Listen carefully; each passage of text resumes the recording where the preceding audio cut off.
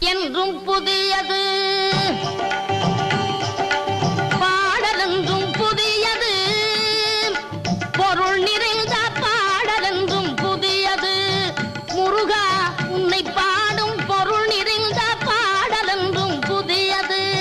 முருகா உன்னை பாடும் பொருள் நிறைந்த பாடலென்றும் புதியது.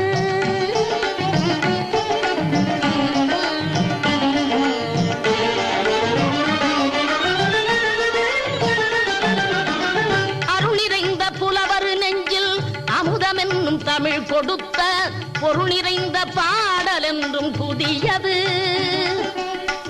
அருள் நிறைந்த புலவர் நெஞ்சில் அமுதம் என்னும் தமிழ் கொடுத்த பொருள் நிறைந்த பாடல் என்றும் புதியது.